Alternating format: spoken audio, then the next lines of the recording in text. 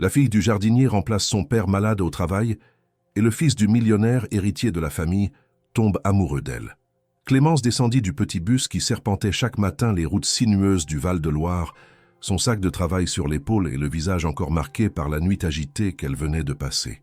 Le ciel était couvert d'un voile pâle, typique des matins de printemps dans la région, et une fine brume enveloppait les vastes vignes et les haies taillées qui bordèrent le chemin de la propriété des de Lussac. Elle inspira profondément l'air frais, empli d'humidité et de parfum végétal, comme pour se donner du courage. Ce matin-là, elle n'était plus simplement la fille du jardinier. Elle était, à contre-cœur, son remplaçant. Maurice, son père, n'avait pas manqué un seul jour de travail en plus de 30 ans. Son lien avec la terre, les plantes, les saisons avait quelque chose de sacré. Mais depuis quelques semaines, une toux persistante, une fatigue sourde et des douleurs diffuses l'avaient contraint à consulter un médecin qui avait imposé un arrêt immédiat. Clémence avait insisté pour qu'il suive les recommandations, bien qu'elle sentît une boule d'angoisse se former à l'idée de ce qui allait suivre. Le domaine de Lussac n'était pas un jardin comme les autres. C'était un univers à part, une sorte de microcosme rigoureusement entretenu où chaque allée, chaque massif, chaque arbre fruitier avait son rôle et son histoire. Clémence le connaissait bien, l'ayant parcouru enfant, adolescent puis jeune adulte, apprenant peu à peu les secrets que son père partageait avec parcimonie. Pourtant, ce matin, alors qu'elle franchissait l'entrée discrète réservée aux employés, elle avait l'impression d'entrer dans une arène. Tout, dans l'organisation du domaine, respirait l'ordre et la tradition. Le château, majestueux mais sobre, dominait les jardins comme un gardien muet. Les haies d'ifs sculptées, les parterres symétriques à la française, les roseraies anciennes et les potagers bien délimités formaient un tout harmonieux, exigeant un soin quotidien et une vigilance constante. Clémence ne doutait pas de ses compétences. Horticulturiste de formation, elle avait travaillé dans plusieurs pépinières de la région, parfois même en tant que consultante pour des propriétés privées. Mais ici, le poids du nom de Lussac, la rigueur de la hiérarchie interne et les regards des autres employés rendaient l'atmosphère plus pesante qu'elle ne l'avait anticipé. Elle fut accueillie par René, le contremaître, un homme sec au visage fermé, qui n'aimait guère les surprises. Il la salua d'un signe de tête, puis lui tendit une feuille avec les tâches du jour. « Ton père m'a dit que tu pouvais gérer seul les massifs nord et la serre. Pas de retard, pas d'écart. Tu sais comment ça fonctionne ici », lança-t-il avant de tourner les talons. Clémence sentit une légère irritation monter, mais elle ne dit rien. Elle savait que, pour se faire accepter, il lui faudrait faire ses preuves dans le silence et la constance. Elle passa la matinée à tailler, arroser, désherber, vérifier les systèmes d'irrigation. Chaque geste lui rappelait ceux de son père, précis, efficaces, presque méditatifs. Les outils qu'elle utilisait, bien rangés dans le cabanon au fond du parc, portaient encore la marque de Maurice. Ses initiales gravées dans le bois, les manches polies par des années de service. Ce lien tangible avec lui apportait un certain réconfort. Pourtant, en milieu de journée, alors qu'elle s'attaquait à un parterre de pivoines anciennes, elle sentit qu'on l'observait. Discrètement, elle releva la tête et aperçut, à distance, une silhouette qu'elle ne reconnut pas immédiatement. Un homme, grand, brun, vêtu d'un manteau sobre mais élégant, se tenait à l'ombre d'un chêne centenaire. Il ne bougeait pas, mais ses yeux suivaient chacun des gestes de Clémence. Elle baissa aussitôt la tête, feignant de ne rien avoir vu, mais son cœur accéléra légèrement. Ce n'était pas un ouvrier, ni un membre du personnel. Son allure trahissait un statut à part. Elle ne savait pas encore que cet homme était Gabriel de Lussac, le fils unique de la famille, récemment revenu de l'étranger. Pour l'instant, il n'était qu'un inconnu trop bien habillé pour être là, et cela suffisait à troubler la concentration de Clémence. La journée se poursuivit sans autre incident, mais la présence discrète de cet observateur pesa sur elle. Lorsqu'elle rentra chez elle, dans la petite maison qu'elle partageait toujours avec son père, elle trouva ce dernier affalé dans le fauteuil du salon, le visage pâle, les traits tirés. Elle posa ses outils, alla chercher une tisane et s'assit en silence à ses côtés. Maurice tourna lentement la tête vers elle et esquissa un sourire fatigué. « Alors, ils t'ont laissé entrer ?» demanda-t-il d'une voix rauque. Clémence hocha la tête. « Oui, René m'a donné la liste des tâches. J'ai commencé par les massifs du Nord. » Maurice ferma les yeux un instant. « Fais attention à René. Il ne croit qu'à ce qu'il voit. Et les de Lussac, ils ont la mémoire courte. Si tu veux rester là, tu vas devoir leur rappeler ce que tu vaux. Tous les jours. Clémence serra les lèvres. Elle n'était pas là pour impressionner qui que ce soit. Elle voulait simplement que son père garde son poste, que sa santé s'améliore et que les choses reprennent leur cours. Elle n'avait pas prévu de croiser le regard d'un homme dont elle ne savait rien, ni de se heurter à des dynamiques internes dont elle n'était qu'un pion. Cette nuit-là, alors qu'elle s'endormait fourbue, elle se demanda combien de temps elle tiendrait dans ce monde qui n'était pas le sien. Pourtant, quelque chose dans l'air, dans l'odeur du jardin, dans l'ombre d'un inconnu, lui soufflait que cette mission temporaire allait bouleverser bien plus que son emploi du temps. Gabriel de Lussac descendit du train à la gare d'Amboise avec un sentiment mêlé de nostalgie et de résistance. Il n'avait mis les pieds sur les terres familiales depuis plus de 5 ans, préférant les paysages calmes et disciplinés de la Suisse à l'agitation étouffante du domaine de Lussac. Là-bas, il dirigeait une filiale du groupe vinicole familial avec une efficacité méthodique, loin des intrigues, des attentes sociales et des repas interminables où chaque parole semblait devoir suivre un protocole non écrit. Sa mère, Isabelle, avait insisté pour qu'il revienne, arguant d'une crise imminente dans la direction de l'entreprise et de la nécessité d'un regard neuf mais enraciné. En vérité, Gabriel savait que ce retour n'était qu'une tentative supplémentaire de sa mère pour le faire rentrer définitivement dans le giron familial et lui transmettre un héritage auquel il n'avait jamais vraiment aspiré. Le trajet en voiture jusqu'au domaine, à travers les routes bordées de cyprès et de collines doucement vallonnées, éveilla en lui des souvenirs qu'il croyait éteints. Les après-midi passés à courir dans les vignes, les jeux d'enfants autour du vieux bassin, les cris de son père, autoritaire mais absent, et le silence omniprésent de sa mère, toujours impeccable, toujours exigeante. Le château apparut enfin, majestueux, au bout d'une allée bordée de platanes. Gabriel soupira. Il se sentait comme un invité dans un lieu qui avait été sa maison, mais jamais son refuge. Il fut accueilli sans grande effusion. Les domestiques avaient été prévenus, bien sûr, et un repas était prêt. Mais rien n'indiquait une chaleur familiale. Isabelle l'attendait dans le grand salon, vêtue d'un tailleur clair, une coupe de vin blanc à la main. Elle le salua avec une élégance froide, un baiser sur chaque joue et un regard scrutateur. Après quelques politesses, elle aborda immédiatement les sujets de gestion, de chiffres, de partenaires à rassurer. Gabriel, épuisé par le voyage, l'écoutait d'une oreille distraite, son regard attiré par les grandes fenêtres donnant sur le jardin. Ce jardin, cœur battant du domaine, entretenu avec un soin presque religieux, avait toujours été pour lui un espace de liberté. Le lendemain matin, après une nuit troublée par le retour des sons familiers du château, le craquement des parquets anciens, le ululement lointain des chouettes, le chant des coqs trop matinaux, Gabriel décida de se promener seul dans les allées. Il voulait retrouver ses repères, voir ce qui avait changé, ce qui avait survécu au temps. Il traversa le potager, longea les serres et s'arrêta net en apercevant une silhouette accroupie près d'un massif de pivoine. Une femme, concentrée, les mains gantées, manipulait la terre avec précision. Elle portait un pantalon en toile, une chemise retroussée et un chapeau de paille usé. De là où il était, Gabriel ne voyait pas son visage, mais sa posture, sa manière de se mouvoir, trahissaient une aisance que l'on n'acquiert pas en quelques semaines. Il la regarda longtemps, fasciné, sans comprendre pourquoi. Ce n'était pas de la curiosité mondaine, c'était autre chose. Un écho profond, un souvenir enfoui qu'il ne parvenait pas à identifier. De retour au château, il interrogea discrètement René, le contremaître, lors d'une pause dans les bureaux. La jeune femme dans les jardins, ce matin, je ne crois pas l'avoir vue avant. René, prudent, répondit sans enthousiasme. Clémence, c'est la fille de Maurice. Elle le remplace depuis quelques jours. Il est malade. Gabriel hocha la tête sans commenter. Le prénom résonna en lui comme un accord ancien. Clémence. Un nom doux, un nom simple. Et cette fille du jardinier, silencieuse et déterminée, occupait désormais une place centrale dans un univers qu'il croyait figé.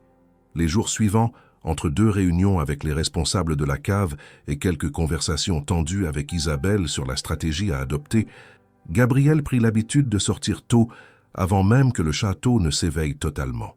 Il marchait sans but précis, mais ses pas le menèrent presque toujours vers les mêmes recoins, les abords de la serre, la roseraie ancienne, le vieux puits près des herbes médicinales.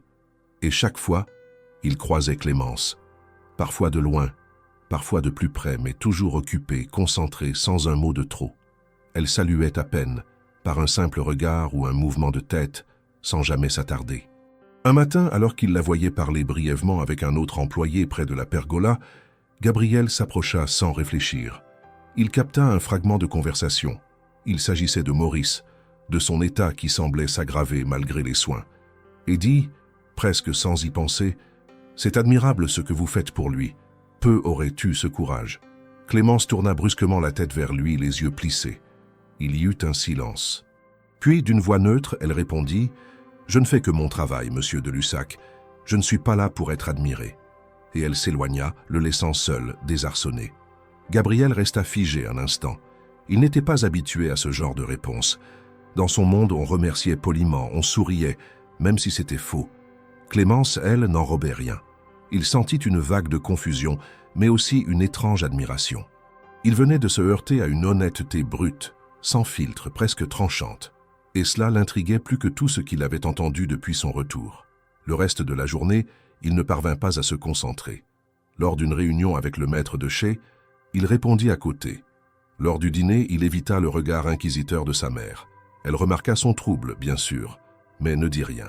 Gabriel, lui, sentait naître en lui une sensation qu'il n'avait plus connue depuis des années, celle d'un mystère à résoudre, d'une personne à découvrir. Ce n'était pas de la séduction facile, ni une distraction passagère. C'était l'intuition que quelque chose, dans cette femme silencieuse, résistante, allait changer le cours de son retour, et peut-être même bien plus que cela. Le soleil de la fin d'après-midi baignait les jardins du domaine dans une lumière dorée, filtrée à travers les feuilles des platanes centenaires. Clémence, à genoux devant un massif de sauge, inspectait minutieusement les tiges pour repérer les premiers signes de parasites.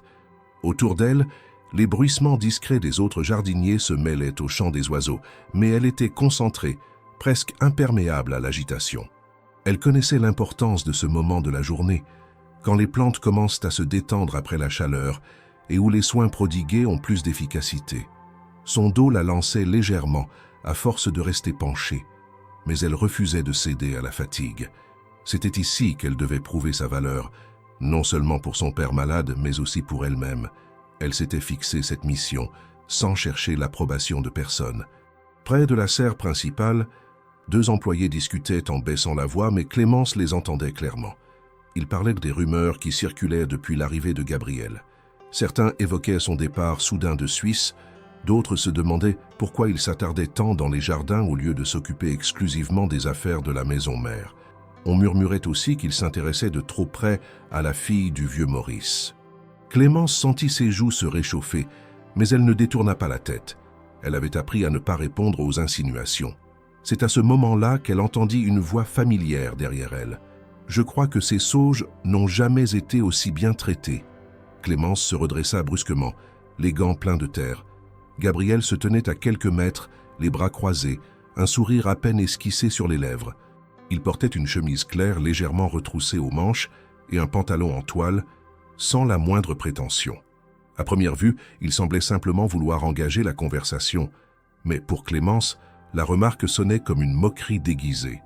Elle le fixa sans répondre immédiatement, essayant de comprendre s'il la provoquait intentionnellement ou s'il ignorait les tensions qu'il risquait de provoquer avec une telle entrée. « Je ne savais pas que les héritiers du domaine s'intéressaient à la sauge, » répondit-elle finalement, d'un ton sec.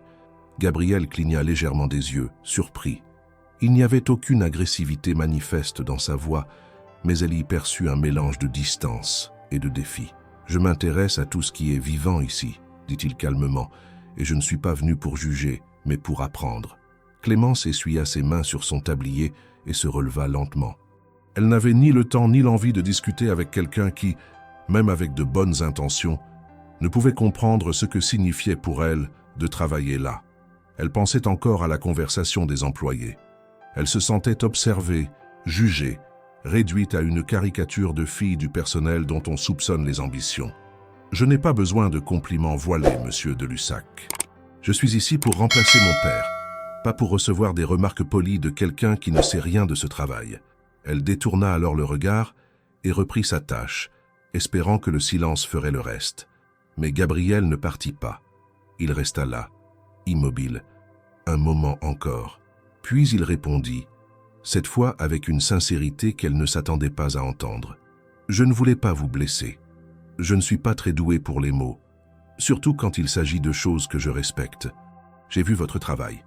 Il mérite mieux que mon silence ou mes maladresses. » Clémence ne leva pas la tête, mais elle entendit dans sa voix quelque chose de vrai. Pourtant, cela ne suffisait pas à effacer le malaise qu'elle ressentait.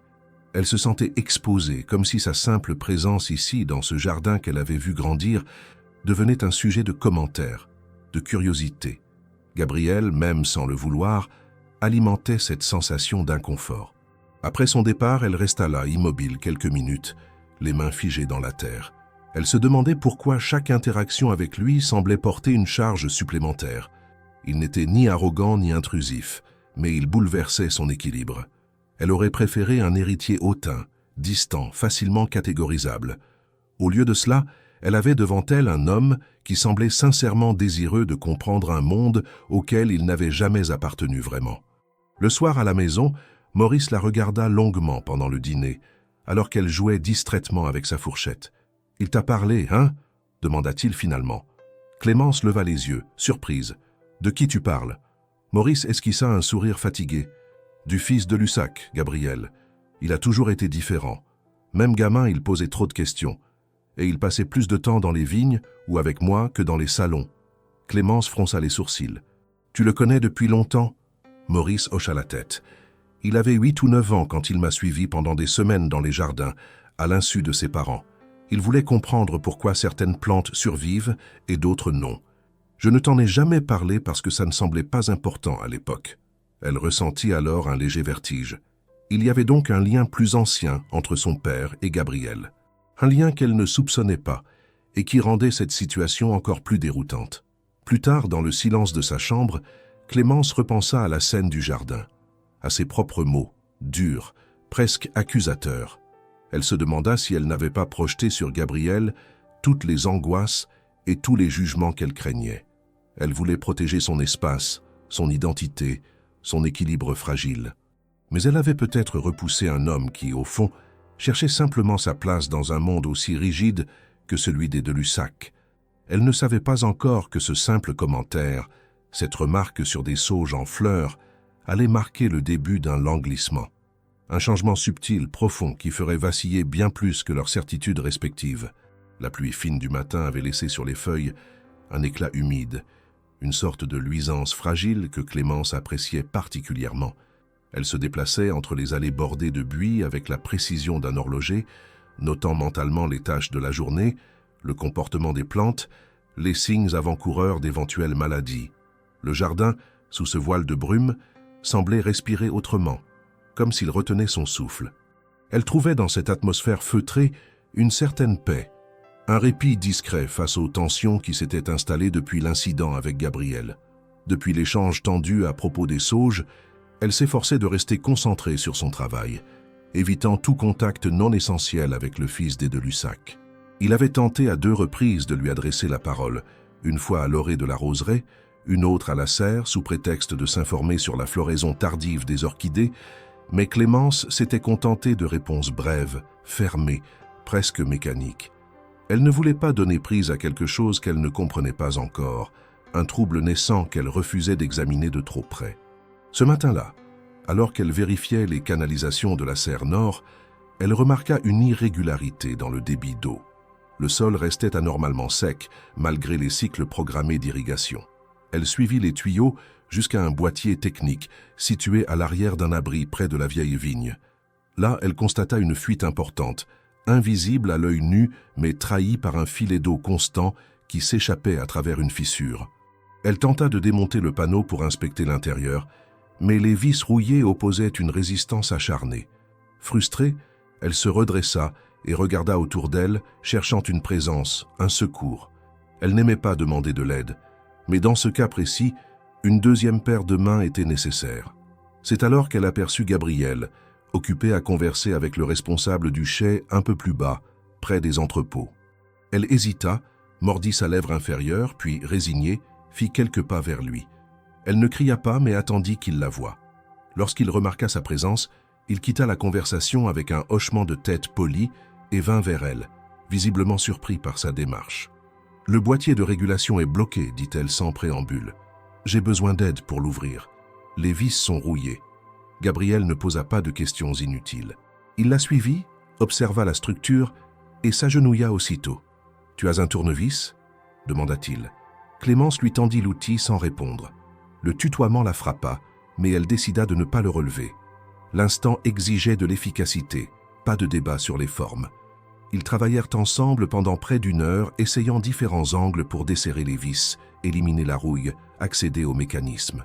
Gabriel n'avait pas la dextérité d'un jardinier, mais il s'appliquait, écoutait, suivait les indications de Clémence sans chercher à prendre le dessus. Elle, de son côté, constatait malgré elle qu'il ne cherchait pas à se mettre en avant. Il transpirait, avait de la terre sous les ongles, et à aucun moment ne montra de signe d'impatience ou de condescendance. Ce fut cette absence de prétention qui l'étonna le plus. Lorsque le boîtier finit par céder, ils purent localiser le problème. Un tuyau fissuré qui provoquait une perte constante de pression. Clémence prit note de la pièce à remplacer, tandis que Gabriel récupérait les outils. Ils étaient tous deux couverts de poussière, les mains sales, les cheveux légèrement collés par l'humidité ambiante. Le silence qui suivit leur intervention n'avait rien d'embarrassant. Il était suspendu, presque respectueux. « Tu es impressionnante », dit Gabriel en se redressant. Cette fois, sa voix n'avait rien de superficiel. Il ne cherchait pas à flatter, seulement à reconnaître une compétence évidente. Clémence le regarda brièvement, puis baissa les yeux. « Ce n'est pas une question d'impressionner », répondit-elle doucement. « C'est une question de responsabilité. Ce jardin, je le connais depuis toujours, et maintenant qu'il dépend un peu de moi, je ne peux pas me permettre d'échouer. » Gabriel acquiesça sans insister.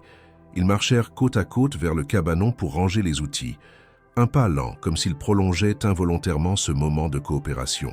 Pour la première fois, Clémence sentit une absence de tension entre eux. Il n'y avait ni malentendu, ni sarcasme, ni jugement.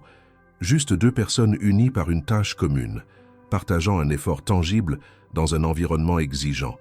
Mais cette accalmie fragile fut de courte durée. Plus tard dans la journée, alors que Clémence rangeait les pots de fleurs dans la serre, elle entendit une conversation étouffée entre deux femmes de l'équipe de cuisine, passant par le chemin gravillonné. Elle chuchotait à propos d'un rapprochement, observé ce matin entre elle et Gabriel.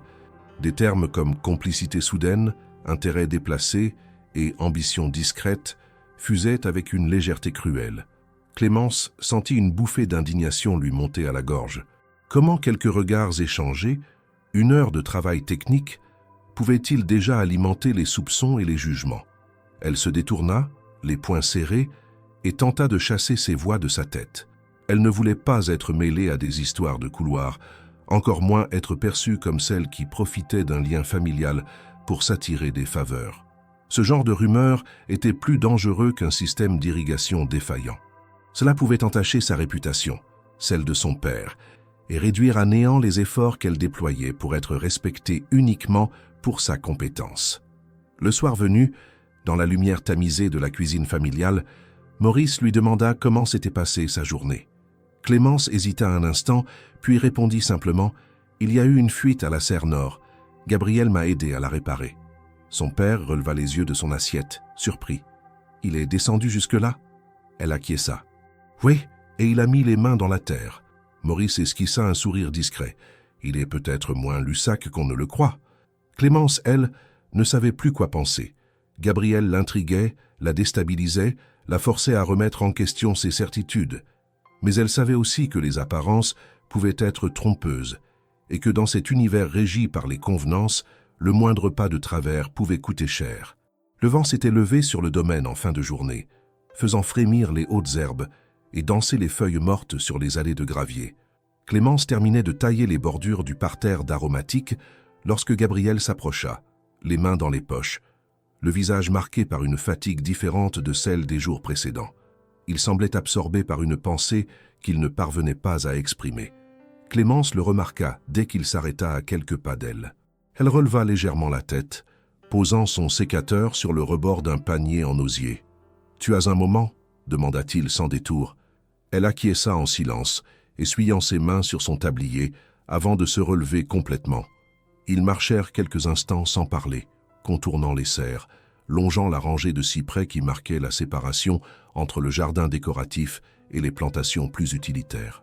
Lorsqu'ils atteignirent le petit banc de pierre que Maurice avait l'habitude d'utiliser lors de ses pauses, Gabriel s'y assit lentement, invitant Clémence à faire de même. « Je me souviens de ce banc, » dit-il d'un ton pensif. « J'y venais quand j'étais enfant. Je regardais ton père entretenir les plantes. Il ne parlait pas beaucoup, mais j'aimais sa manière d'être. C'était comme si tout avait un rythme que lui seul comprenait. » Clémence l'écoutait attentivement, un peu surprise par la douceur de sa voix. Il poursuivit. « Un jour, j'ai cassé accidentellement un treillis en jouant avec une balle. Je m'attendais à être grondé. Mais c'est ton père qui a pris la responsabilité. Il a dit à ma mère que c'était lui qui l'avait abîmé en jardinant. Je n'ai jamais compris pourquoi il avait fait ça. Je n'ai jamais eu le courage de lui demander. » Clémence tourna lentement la tête vers lui. Ce souvenir, elle ne l'avait jamais entendu. Maurice n'en avait jamais fait mention, pas même lors des rares fois où ils évoquaient les De-Lussac. Mais au lieu de répondre immédiatement, elle laissa le silence s'installer. Ce n'était pas un silence vide, mais un espace chargé de sens, un moment suspendu entre la mémoire de l'un et l'ignorance de l'autre. « Tu es sûr que c'était mon père ?» demanda-t-elle finalement, la voix plus tremblante qu'elle ne l'aurait voulu. Gabriel hocha la tête avec certitude. « Oui, il m'a regardé droit dans les yeux ce jour-là. Il savait que c'était moi, mais il m'a protégé. » Ce simple aveu fit naître une inquiétude chez Clémence, un malaise profond, comme si elle percevait enfin le contour flou d'une vérité plus vaste. Elle ne répondit pas, se contentant de se lever doucement. « Merci de m'avoir raconté ça, » dit-elle simplement, avant de prendre congé. Ce soir-là, après un dîner silencieux, elle s'assit dans le salon familial avec son père qui somnolait dans son fauteuil, une couverture légère sur les jambes. Elle resta longtemps à le regarder, à étudier les traits fatigués de son visage, les rides creusées par les années passées à travailler sous le soleil, le froid, la pluie. Lorsqu'il ouvrit les yeux, elle n'attendit pas. « Papa, dit-elle doucement, est-ce que tu as déjà couvert quelqu'un dans cette maison pour une faute qu'il avait commise ?» Maurice cligna lentement des paupières. Il prit quelques secondes avant de répondre, comme s'il devait remonter très loin dans sa mémoire. Puis il acquiesça presque imperceptiblement. « Oui, une fois. Gabriel avait 8 ans. Il avait cassé une structure fragile en bois.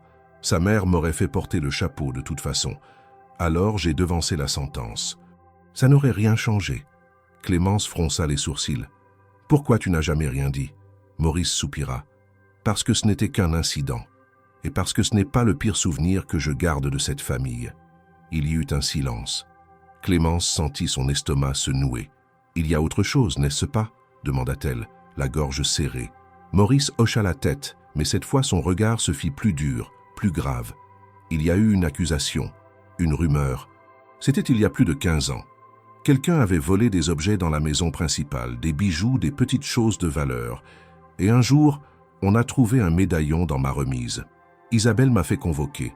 Elle ne m'a jamais directement accusé, mais j'ai senti le poids de sa suspicion. Je n'ai jamais su qui l'avait mis là.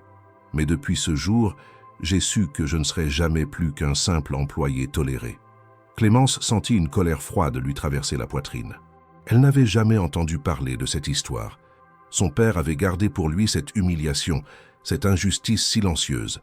Elle comprit alors pourquoi il avait toujours maintenu une distance stricte avec les propriétaires, pourquoi il n'avait jamais voulu qu'elle s'implique trop profondément dans les affaires du domaine. « Tu crois que c'était Gabriel ?» demanda-t-elle à voix basse. Maurice secoua la tête. « Non, il était trop jeune, et je ne crois pas qu'il soit de ce genre. Mais quelqu'un a voulu que je sois vu comme un coupable. Et ça, je ne l'ai jamais digéré. » Cette révélation résonna dans l'esprit de Clémence comme une alarme. Elle ne savait plus comment se positionner face à Gabriel. Il n'était pas responsable de ce qui s'était passé, mais il portait en lui l'héritage d'un silence, d'une injustice que sa famille avait laissé planer. Et pourtant, il semblait sincère, différent, presque en rupture avec le monde dans lequel il avait grandi. Dans les jours qui suivirent, Clémence ne put s'empêcher de regarder Gabriel autrement.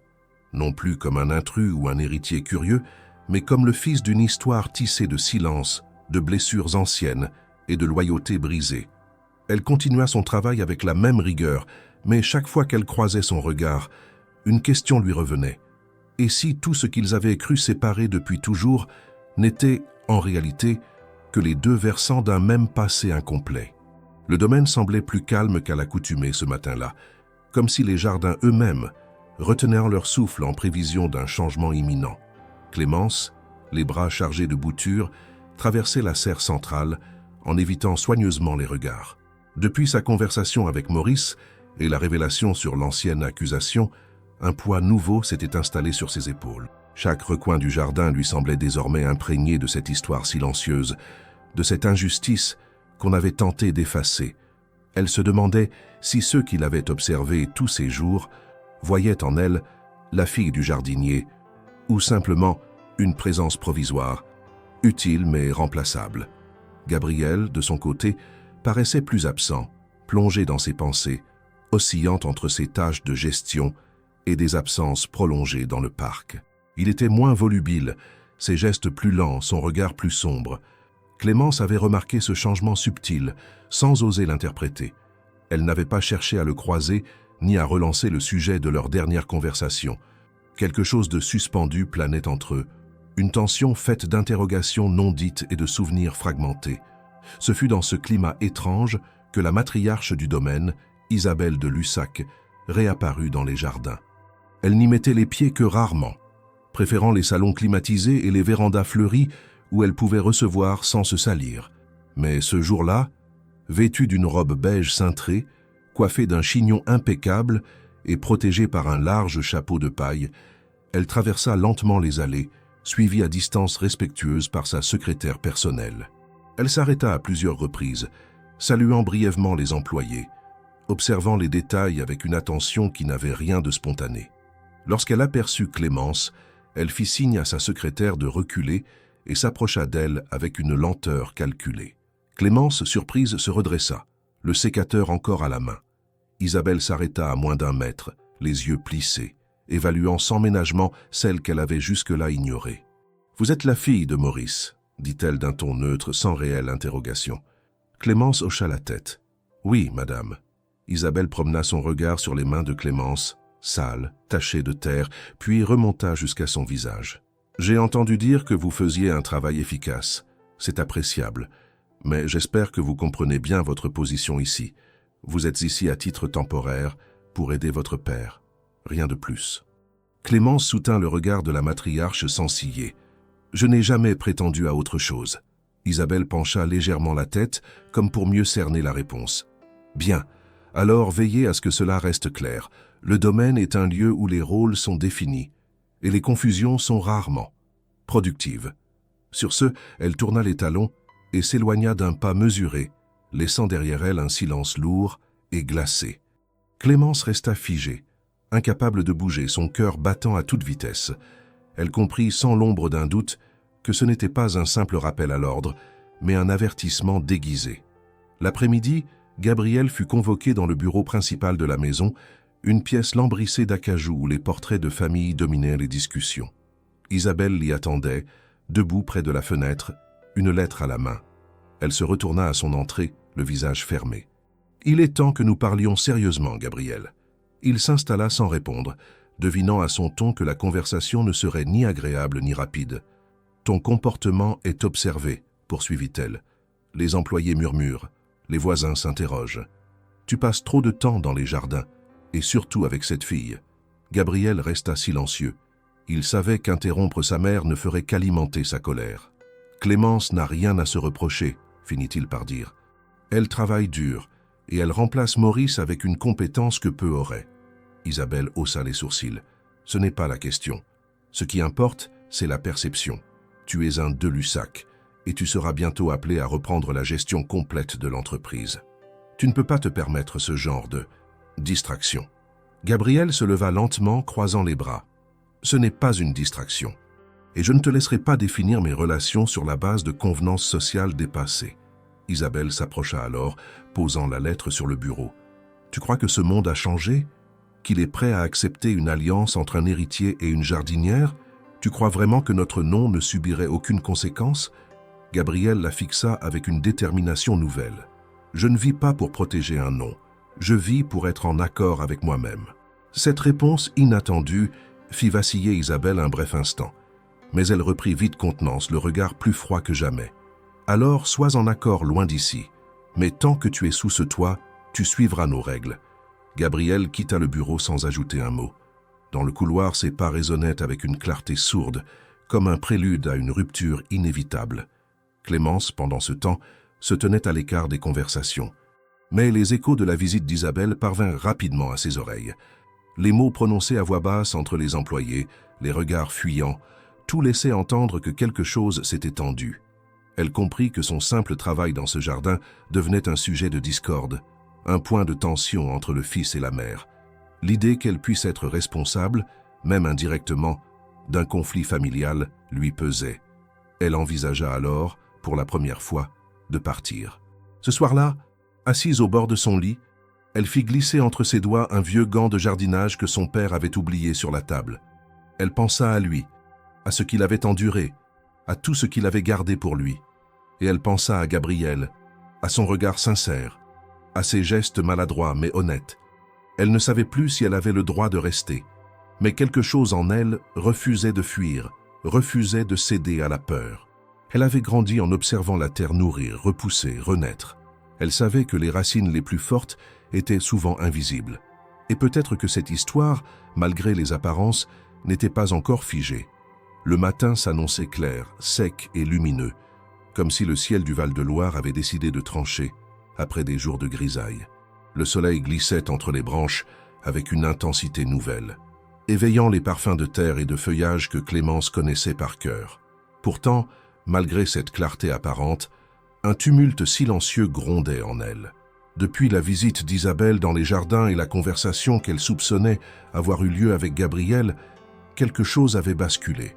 Elle avait perçu dans les regards des employés une forme de compassion mêlée de réserve, comme si chacun d'eux avait compris qu'elle se trouvait désormais à une frontière instable, entre deux mondes qui se toléraient sans jamais se mêler. Clémence passa la main sur l'écorce d'un vieux figuier, comme pour s'ancrer à quelque chose de tangible. Elle pensait sérieusement à s'éloigner, à reprendre un poste dans une pépinière de la région, loin du domaine, loin du château, loin de Gabriel. Elle n'avait jamais voulu être au centre de ce type de tension, ni porter sur ses épaules les projections, les peurs et les jugements d'une famille à laquelle elle n'appartenait pas. Son engagement ici était né du souci pour son père, pas d'une quelconque ambition de s'élever socialement. Pourtant, chaque jour qu'elle passait sur ces terres, la liait un peu plus à quelque chose qu'elle ne savait pas nommer. Gabriel, de son côté, avait changé d'attitude. Il venait moins souvent dans les jardins, mais lorsqu'il apparaissait, ses gestes étaient plus lents, plus précis. Clémence le vit un matin, seul, assis à l'ombre d'un amandier, un carnet à la main, entouré de livres et de manuels sur la botanique. Il écrivait, dessinait parfois comme un étudiant appliqué. Ce n'était pas une scène qu'elle aurait imaginée de lui. Elle s'arrêta un instant à distance sans se faire remarquer, observant la concentration sur son visage, la manière dont il tournait les pages, annotait les marges, comparait des schémas. Le lendemain, elle le surprit en train de manipuler une grelinette près du verger, l'outil enfoncé dans la terre avec maladresse. Il s'acharnait avec une détermination qui trahissait son manque d'expérience. Après l'avoir regardé se débattre un moment, elle s'approcha lentement, le pas silencieux. « Tu risques de briser la racine si tu tires comme ça, » dit-elle calmement. Gabriel se redressa essoufflé, le front couvert de sueur. Il sourit, un peu gêné. « Je m'en doutais, mais j'ai voulu essayer sans tricher. » Clémence lui prit doucement l'outil des mains. Ce n'est pas de la triche si on apprend d'abord à faire les choses correctement. Elle lui montra alors comment enfoncer la grelinette en profondeur, la faire basculer légèrement, puis l'extraire en laissant la terre se relâcher doucement. Gabriel répéta le geste, cette fois avec plus de fluidité. Clémence le regardait sans dire un mot, mais elle voyait dans ses yeux une lueur nouvelle, celle de quelqu'un qui ne cherchait plus à observer de loin, mais à comprendre de l'intérieur. Les jours suivants, Gabriel multiplia les apparitions dans les différentes parcelles du jardin.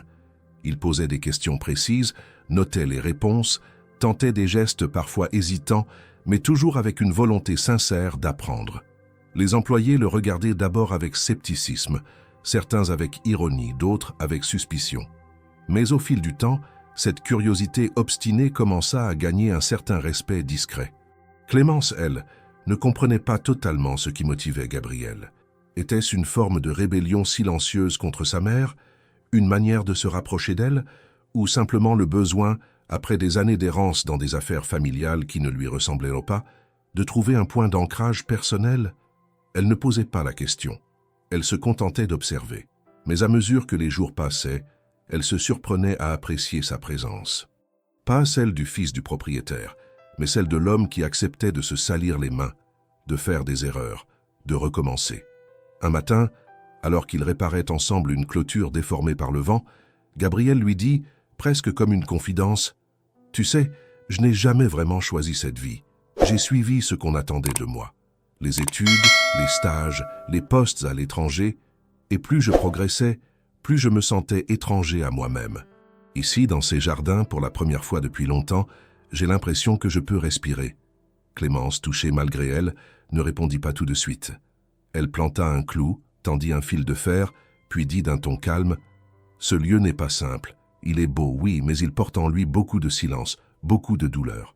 Si tu veux vraiment y trouver ta place, il faut que tu acceptes tout ça, pas seulement les fleurs, mais aussi ce que la terre cache. » Gabriel hocha lentement la tête. « C'est justement pour ça que je reste. » Ce fut à ce moment-là que Clémence comprit qu'il ne jouait pas un rôle, qu'il n'était pas là par caprice, qu'il avait, d'une certaine façon, commencé à faire le choix que tant de membres de sa famille avaient refusé, celui d'abandonner l'apparence pour aller vers l'authenticité. Ce choix, elle le respectait profondément. Et même si elle n'était pas prête à abattre toutes les murailles qu'elle avait construites autour d'elle, elle sentit qu'une brèche s'était ouverte, une brèche discrète, mais solide, et peut-être pour la première fois, une possibilité réelle d'avancer côte à côte. Une chaleur inhabituelle s'était installée sur le domaine depuis l'aube, étouffant les plantes et ralentissant le pas des ouvriers. Clémence, les cheveux attachés en un chignon rapide, transpirait sous sa chemise de lin, les mains occupées à arroser délicatement les jeunes pousses de lavande dont les tiges ployaient déjà sous l'effet du soleil. Elle sentait le poids des journées précédentes s'accumuler sur ses épaules. Depuis que Gabriel avait commencé à s'investir pleinement dans les activités du jardin, elle ne pouvait nier qu'une nouvelle dynamique s'était installée. Les employés le regardèrent désormais avec un mélange d'étonnement et de curiosité, mais aussi avec une prudence qui ne l'étonnait pas. Quant à elle, elle oscillait entre une admiration silencieuse pour son engagement sincère et une inquiétude croissante à l'idée que cette proximité suscitait de plus en plus de commentaires. Maurice, quant à lui, semblait aller de mal en pis. Son état, que Clémence s'était acharnée à minimiser les premiers jours, empirait désormais à vue d'œil. Ses nuits étaient agitées, ses gestes de plus en plus lents et ses silences plus longs. Elle avait insisté pour qu'il consulte de nouveau, mais il s'était obstiné, refusant toute hospitalisation. Ce matin-là, cependant, quelque chose fut différent. Lorsqu'elle entra dans la cuisine, le bol de son père était renversé sur la table, la chaise vide. Le silence dans la maison n'était pas celui de l'habitude. Il était inquiétant. Clémence le trouva étendu au pied de l'escalier, les yeux mi-clos, une main repliée contre le flanc. Elle cria son nom, se précipita, vérifia son souffle. Il était conscient, mais son visage était blême et sa voix à peine audible. Elle appela immédiatement les secours, puis à genoux à côté de lui, serra sa main avec une fermeté tremblante. Le médecin, arrivé moins de 30 minutes plus tard, recommanda une hospitalisation d'urgence. Maurice, incapable de protester cette fois, fut emmené dans l'ambulance, le regard tourné vers le plafond, laissant Clémence figée sur le pas de la porte. Elle passa la matinée à l'hôpital, signant des papiers, parlant aux infirmiers, répétant inlassablement l'historique médical de son père. Le diagnostic tomba en début d'après-midi. Maurice souffrait d'une pneumonie avancée et d'un début d'insuffisance respiratoire. Il lui faudrait plusieurs jours, voire une semaine, d'hospitalisation. Clémence, dévastée mais déterminée, revint au domaine en fin de journée, le visage fermé, la gorge serrée par l'inquiétude. Elle ne savait pas comment elle allait gérer seule le travail, les horaires, les commandes de semences, les ajustements de saison, sans parler de l'état psychologique dans lequel elle se trouvait. À son retour, elle ne prit même pas le temps de saluer les autres. Elle se dirigea directement vers les abris à outils, fit l'inventaire de ce qui devait être fait en priorité et se mit au travail comme une automate. Elle ne voulait pas parler, ni expliquer. Elle voulait juste agir, mais son corps, tendu, fatigué, ne suivait plus avec la même vigueur. En fin de journée, elle s'effondra sur le vieux banc de pierre près du potager, les bras tombants, le dos en sueur. Elle ferma les yeux, tentant de reprendre son souffle. C'est à ce moment-là que Gabriel arriva. Il s'agenouilla devant elle, visiblement alarmé par son état. « Tu es pâle. Qu'est-ce qui s'est passé ?» demanda-t-il. Clémence rouvrit les yeux, sans répondre tout de suite. Puis, d'une voix rauque, elle dit simplement « Mon père a été hospitalisé. Il est mal, très mal. » Gabriel ne dit rien d'abord, puis il se releva lentement. « Tu n'es pas seul ici, » ajouta-t-il. « Tu ne peux pas tout porter. Je vais m'occuper de certaines choses. Laisse-moi faire. » Le lendemain matin, Clémence se réveilla avant l'aube, décidée à reprendre le travail. Mais en arrivant sur le terrain, elle découvrit que certaines des tâches les plus lourdes avaient déjà été effectuées. Les jeunes plants avaient été repiqués, les massifs désherbés, les outils nettoyés et rangés. Elle crut d'abord à une intervention du reste de l'équipe, mais en interrogeant René, elle comprit rapidement. C'était Gabriel. Il avait travaillé toute la nuit sans prévenir personne, mobilisant 2 jeunes apprentis pour l'aider. Ce geste, bien qu'honorable, fut cependant mal perçu. Plusieurs employés murmurèrent que le jeune maître n'avait pas respecté la hiérarchie, qu'il avait bouleversé l'organisation sans concertation. René, vexé de ne pas avoir été informé, demanda à le voir. Lorsqu'il entra dans l'atelier pour le confronter, Clémence tenta de s'interposer. « Il essayait seulement d'aider, » dit-elle. Mais René, visiblement froissé, répondit sèchement. « Ce n'est pas une question d'intention, c'est une question de place. Ici, on respecte les rôles. Et lui, il n'est pas chef de chantier. » La tension monta rapidement, atteignant les autres membres du personnel. Certains prenaient la défense de Gabriel, soulignant son investissement sincère. D'autres s'inquiétaient des précédents que cela pouvait créer. Clémence se retrouvait au cœur de ce tumulte, contrainte de gérer des conflits qu'elle n'avait pas provoqués. Elle tenta de calmer les esprits, de dialoguer avec chacun, d'expliquer la situation exceptionnelle. Mais en son fort intérieur, elle ressentait un tiraillement. Elle était reconnaissante envers Gabriel, profondément touchée par son geste et en même temps consciente que son initiative avait mis à mal un équilibre déjà fragile. En fin de journée, elle alla le trouver. Il était assis sur le muret près des serres, les coudes posés sur les genoux, les yeux perdus dans le vide. Elle s'assit à côté de lui sans un mot, puis, après un long silence, dit doucement « Tu voulais bien faire, et tu l'as fait. Mais ici, chaque chose a sa place. Chaque personne a un rôle. Tu es en train de bousculer des gens qui ont vécu trop longtemps avec des frontières si strictes. Ce n'est pas ta faute, mais il faut que tu comprennes. » Gabriel hocha lentement la tête. « Je pensais que l'important c'était d'agir quand on voit quelqu'un s'effondrer. » Clémence serra les mâchoires, émue malgré elle. « C'est important, mais il faut aussi apprendre à respecter les rythmes, même ceux qui nous semblent absurdes. » Ils restèrent là, côte à côte, le vent léger soulevant les premières feuilles d'automne. Rien n'était résolu, mais quelque chose avait été dit. Une vérité douce amère. Dans ce jardin, comme dans toute chose vivante, les gestes les plus sincères pouvaient parfois provoquer les effets les plus inattendus. L'après-midi s'était étiré sous un ciel laiteux, sans la douceur habituelle du soleil du Val-de-Loire. Les feuilles, encore vertes mais déjà lourdes de fin d'été, bruissaient d'un souffle tiède qui ne laissait rien deviner de ce que chacun allait affronter dans les heures suivantes. Clémence marchait lentement le long de l'allée bordée de rosiers anciens, les mains croisées derrière le dos, absorbée par une pensée étroite dont elle n'arrivait pas à se détacher. Depuis l'accident de son père et les tensions entre Gabriel et l'équipe du jardin, elle se sentait prise entre des forces opposées. La gratitude envers un homme qui avait voulu l'aider et l'inquiétude de voir un équilibre fragile se déliter. Elle aperçut Gabriel un peu plus loin, près de la serre centrale, penché sur un carnet ouvert, inscrivant des mots dans une écriture appliquée. Lorsqu'il leva les yeux et la vit approcher, il referma immédiatement le carnet et planta son regard dans le sien. Sans gêne, sans détour, ils restèrent un moment silencieux, comme si les mots avaient décidé de se dérober. Puis Gabriel rompit ce silence avec une franchise qu'il ne maîtrisait jamais complètement. « Je veux te parler de ce que tu m'as dit hier », dit-il d'une voix calme mais chaude. Clémence hocha la tête en silence. Ils s'installèrent tous les deux sur le banc usé qui faisait face au massif de lavande, leurs épaules à peine séparées par la distance d'un souffle. Le murmure lointain de la route, la rumeur légère d'un monde extérieur glissait tout autour d'eux, mais leurs regards restaient fixés l'un sur l'autre, comme si une frontière invisible les reliait sans les unir. J'ai réfléchi à ce que tu m'as dit, commença-t-il. À propos des rythmes, à propos de cette communauté qui a ses propres règles, je crois que tu avais raison. Je n'avais pas réalisé que mes bonnes intentions pouvaient être perçues comme des intrusions. Clémence ne répondit pas immédiatement.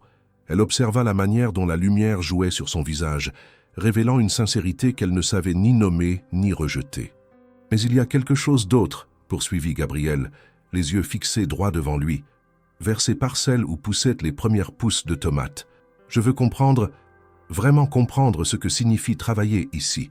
Pas seulement apprendre à manier une grelinette ou à reconnaître une maladie cryptogamique, mais comprendre les histoires, les blessures, les non-dits. Je veux savoir pourquoi ton père a gardé le silence sur ce qui s'est passé il y a des années.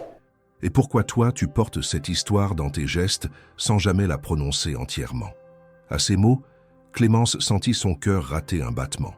Elle n'était pas préparée à ce qu'il aborde ce sujet avec une telle délicatesse, ni à la manière dont il formulait sa curiosité.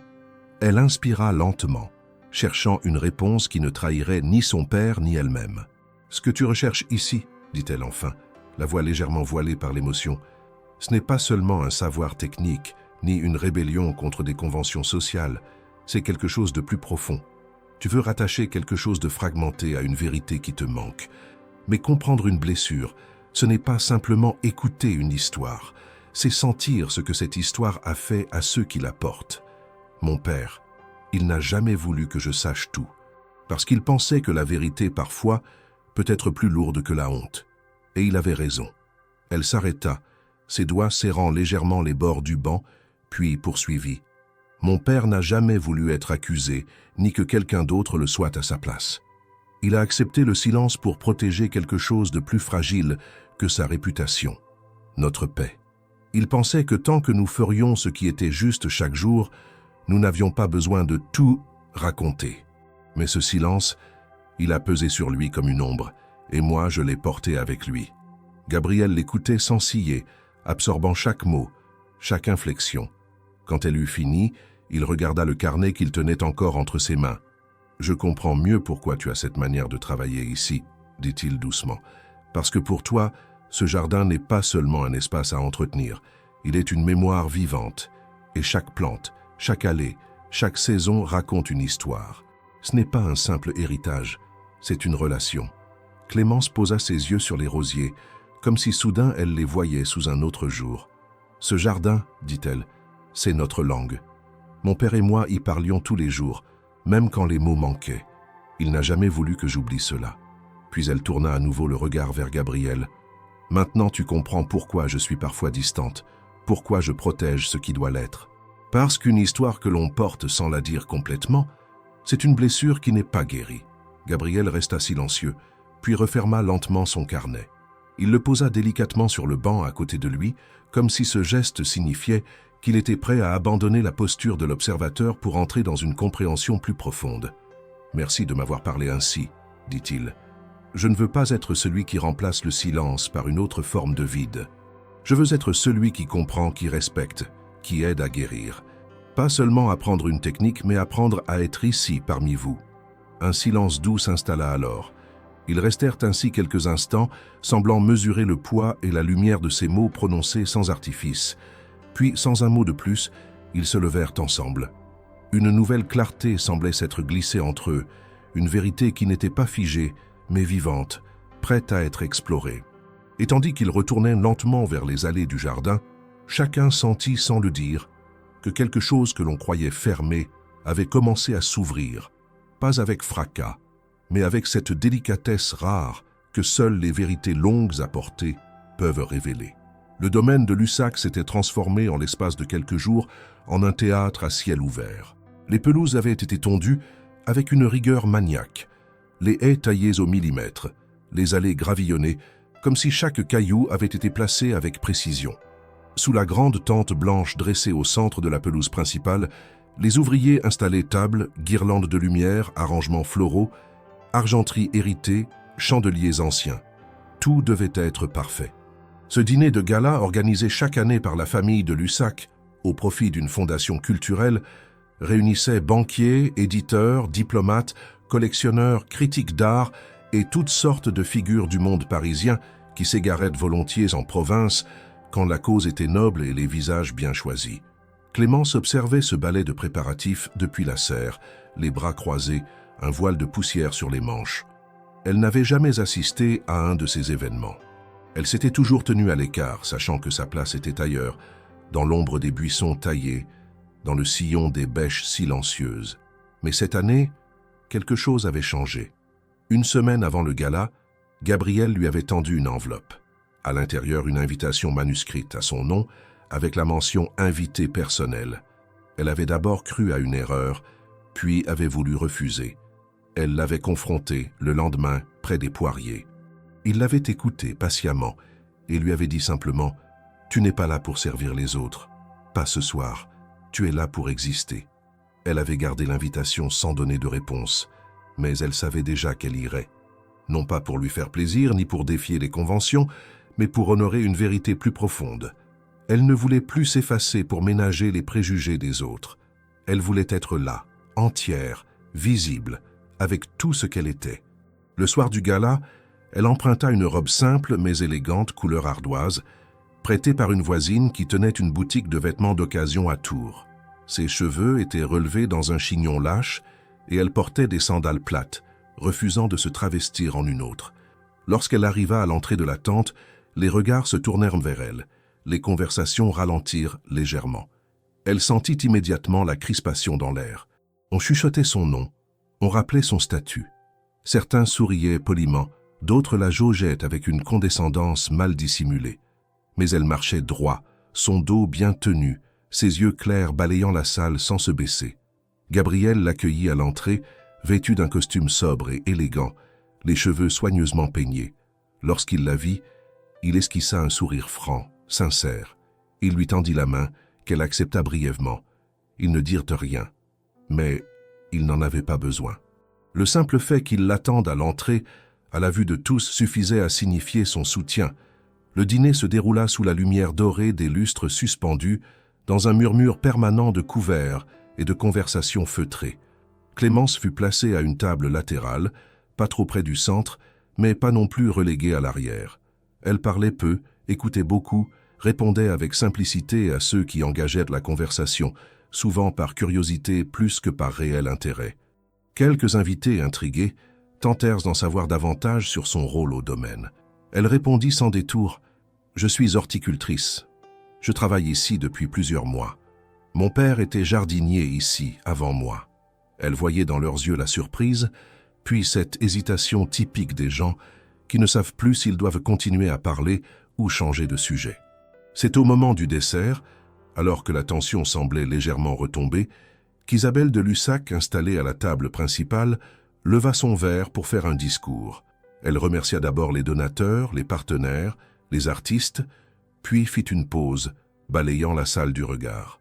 Et soudain, elle ajouta avec un sourire froid « Il est aussi émouvant de voir que le domaine, dans son souci constant de transmission, accueille même ses anciens jardiniers et leurs descendance comme invités d'honneur. Un beau symbole d'ouverture. Champêtre. » Le mot tomba comme une lame. L'ironie, à peine dissimulée, coupa net les sourires. Un silence gêné parcourut la salle. Tous comprirent à qui elle faisait allusion. Clémence, figée, sentit un poids glacial envahir sa poitrine. Elle voulut se lever, partir, disparaître. Mais avant qu'elle ne puisse faire un geste, une voix s'éleva, claire, assurée. « Je crois qu'il est temps de redéfinir ce que nous appelons l'honneur. » Gabriel s'était levé, sa serviette posée sur la table, les mains calmes mais fermes. Il s'avança d'un pas, se tourna vers l'assemblée. Clémence n'est pas ici en tant que symbole. Elle est ici parce qu'elle fait partie de ce lieu, de son essence, de sa renaissance. Ce jardin que vous avez admiré en arrivant, c'est son œuvre. Elle mérite d'être ici plus que quiconque, et si cela dérange certains, c'est qu'il est temps que ce domaine évolue. Un murmure parcourut l'assistance, mêlé d'étonnement et d'admiration. Isabelle, restée figée, ne répondit pas. Gabriel se tourna ensuite vers Clémence, lui tendit la main une seconde fois, sans rien dire. Elle hésita un instant, puis se leva, glissant sa paume dans la sienne. Les deux quittèrent lentement la tente, sous le regard de dizaines d'yeux silencieux. Ils ne fuyaient pas. Ils affirmaient quelque chose que le monde autour d'eux n'était peut-être pas encore prêt à accepter, mais qu'eux, au moins, avaient choisi de vivre pleinement. Le lendemain du gala, le domaine s'éveilla dans un silence inhabituel, presque pesant. Les allées, habituellement animées dès les premières heures, semblaient désertes. Les chaises pliantes n'avaient pas encore été rangées. Les nappes blanches gisaient en tas humides, et les fleurs des centres de table étaient flétries, comme si la nuit, dans son intensité, avait vidé le lieu de sa substance. Clémence, vêtue d'un pantalon de travail et d'une chemise simple, arpentait les pelouses avec une lenteur nouvelle. La veille avait marqué un point de non-retour. Elle avait dormi à peine 2 heures, incapable d'éteindre le tumulte dans sa tête. L'humiliation publique que lui avait infligée Isabelle avait laissé une marque amère. Mais plus encore, le geste de Gabriel avait éveillé en elle un mélange complexe de gratitude, de colère, de tendresse et de peur. Elle n'avait pas encore trouvé comment nommer ce qu'elle ressentait. Tout était allé trop vite, trop fort. Il n'y avait eu ni temps ni espace pour appréhender les conséquences de cette déclaration inattendue, si visible, si publique, presque brutale dans sa sincérité. Ce matin-là, elle voulait retrouver un semblant de normalité, replonger ses mains dans la terre, réparer ce qui pouvait encore l'être. Dans l'aile et du château, Gabriel se tenait debout devant la grande baie vitrée de la bibliothèque, observant les vignes au loin. Ses yeux étaient cernés, son corps figé comme s'il se préparait à une bataille.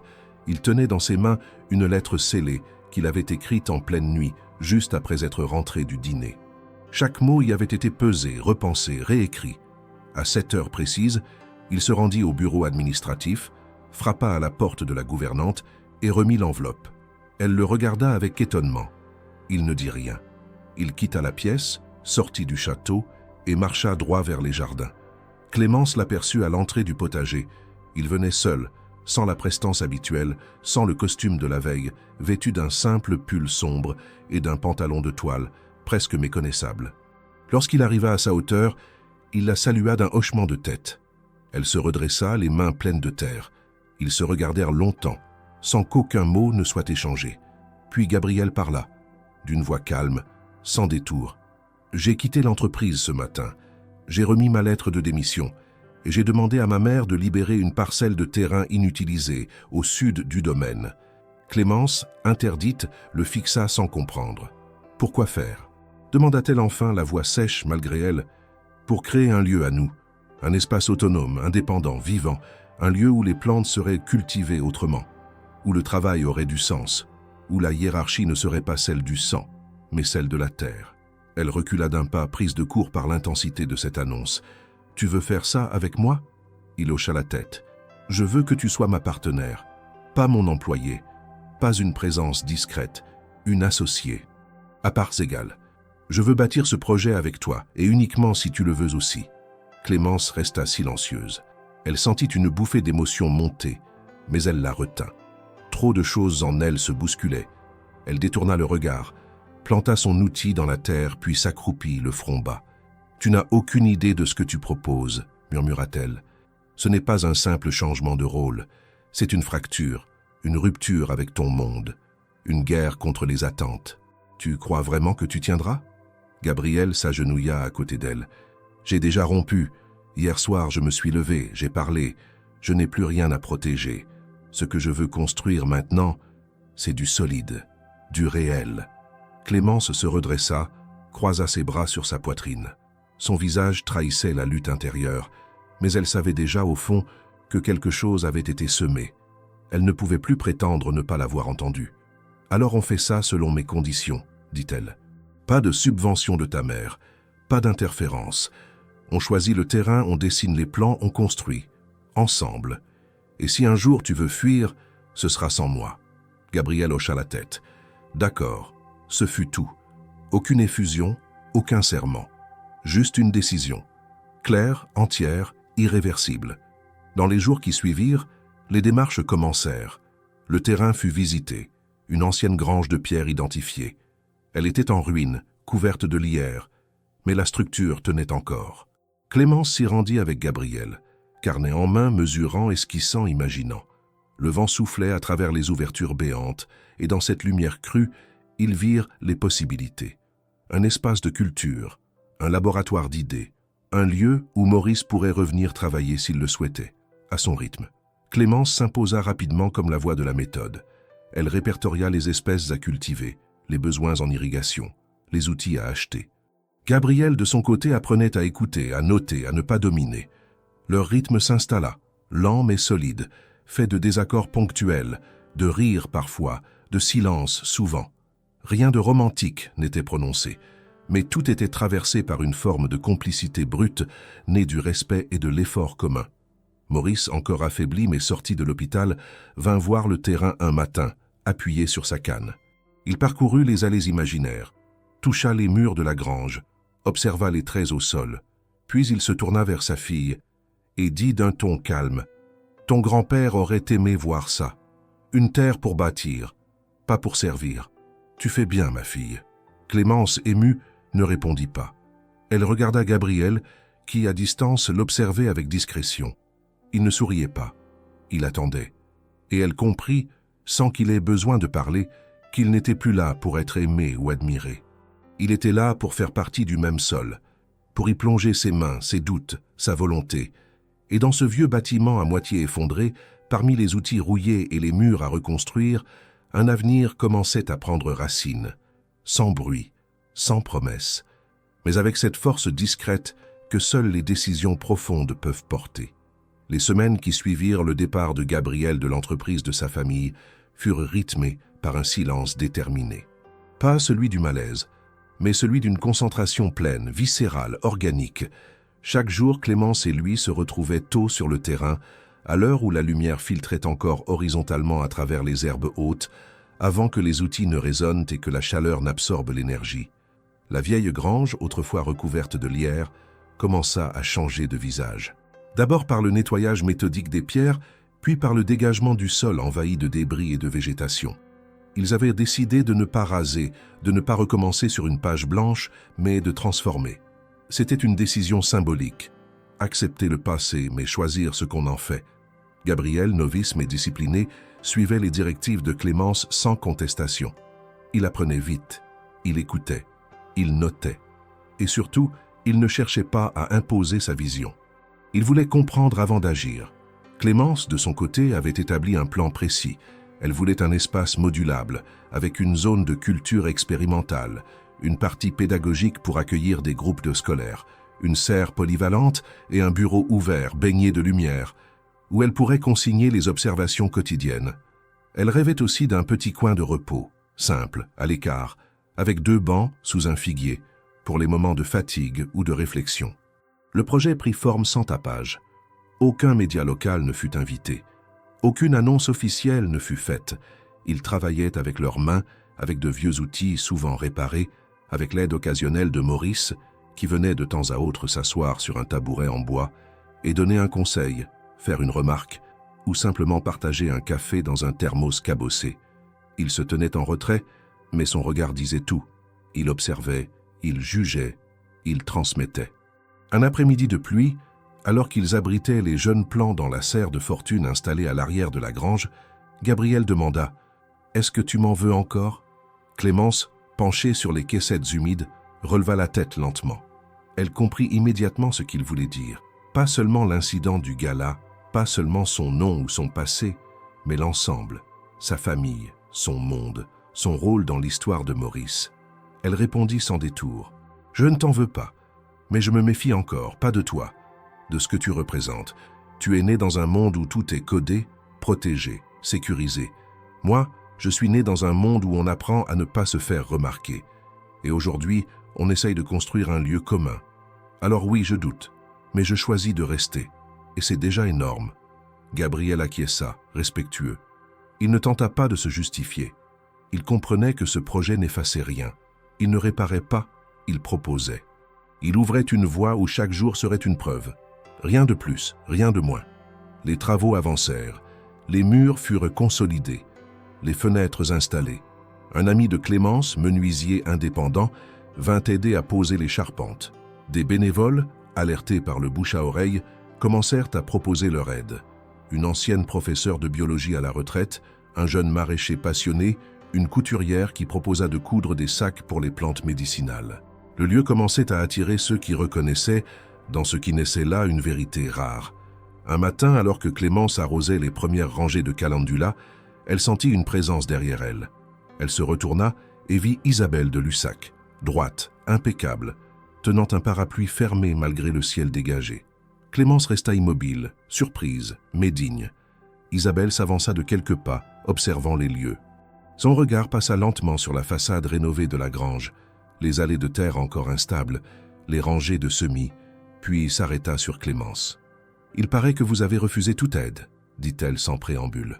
Clémence hocha la tête. « Nous voulons construire avec nos moyens, à notre rythme. » Isabelle prit quelques secondes avant de répondre. « Je ne suis pas venue pour imposer quoi que ce soit, seulement pour comprendre. Gabriel a coupé les ponts. Vous avez choisi de l'accompagner. Vous ne demandez rien.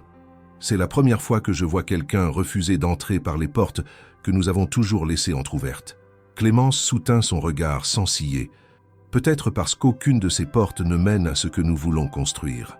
Isabelle ne répondit pas. Elle regarda autour d'elle une dernière fois, puis tourna les talons, repartant sans un mot de plus. Ce bref échange, tendu mais poli, fut la dernière interaction entre elles pendant plusieurs semaines. Clémence n'en parla pas à Gabriel. Elle savait que cela n'avait plus d'importance. Le lieu prit vie. On installa une grande table en bois au centre de l'espace pédagogique où, chaque semaine, des enfants des villages voisins venaient découvrir les plantes, dessiner, toucher la terre. On planta un mur de houblon contre la façade nord, juste pour la beauté du geste.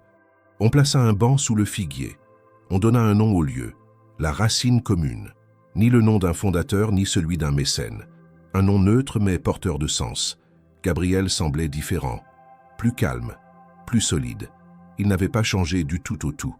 Il restait marqué par des automatismes, des réflexes de gestion, des habitudes qu'il réapprenait à abandonner, mais il riait plus souvent. Il faisait moins semblant. Il écoutait mieux. Clémence, elle, apprenait à faire confiance sans s'abandonner, à partager sans se diluer. Elle restait lucide, mais elle avançait. Et dans cette lente élaboration d'un monde à part, ni contre le leur, ni en fuite du passé, mais tourné vers une autre manière d'exister, il découvrait ce que signifiait vraiment reconstruire à partir de la vérité. Pas effacer, mais transformer. Pas oublier, mais replanter. Pas réparer l'ancien, mais faire pousser du nouveau. Ensemble. Le printemps arriva tôt cette année-là, enveloppant le Val-de-Loire d'un souffle tiède dès les premiers jours de mars. Les arbres fruitiers, encore timides, laissaient éclore des bourgeons d'un rose pâle, et les tulipes pointaient déjà leurs tiges hors de terre, comme si la nature, dans un élan impatient, avait décidé d'ouvrir une nouvelle page sans attendre. À la Racine commune, tout semblait avancer avec cette même énergie tranquille. La grange restaurée n'était plus un chantier. C'était devenu un espace vivant, une respiration à part dans le vaste domaine des de Lussac. Ceux qui entraient ici ne cherchaient ni prestige, ni réputation. Ils venaient apprendre, sentir, toucher, participer à quelque chose de sincère. Clémence se levait désormais sans angoisse. Chaque matin, elle ouvrait les volets de sa petite chambre attenante à la serre, préparait son infusion aux herbes récoltées la veille, et parcourait les allées du jardin comme on visite une œuvre en constante évolution. Ses gestes étaient les mêmes qu'avant, mais leur sens avait changé. Elle n'agissait plus pour sauver un emploi, ni pour faire ses preuves. Elle agissait parce qu'elle aimait profondément ce qu'ils avaient construit. Gabriel, toujours levé avant elle, notait les températures, observait les cycles, ajustait les horaires d'arrosage. Il s'était adapté au rythme des saisons avec une précision qu'elle n'aurait jamais imaginée. Il n'était plus l'héritier en rupture. Il était devenu simplement un homme engagé.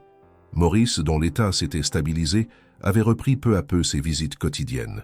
Il venait le matin, posait son sac à outils dans un coin, échangeait quelques mots, s'asseyait sur son tabouret favori sous le figuier et observait.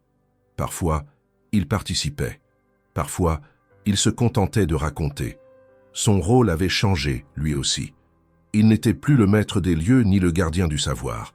Il était la mémoire vivante, la voix lente et posée qui rappelait que chaque plante a son histoire, chaque geste son origine.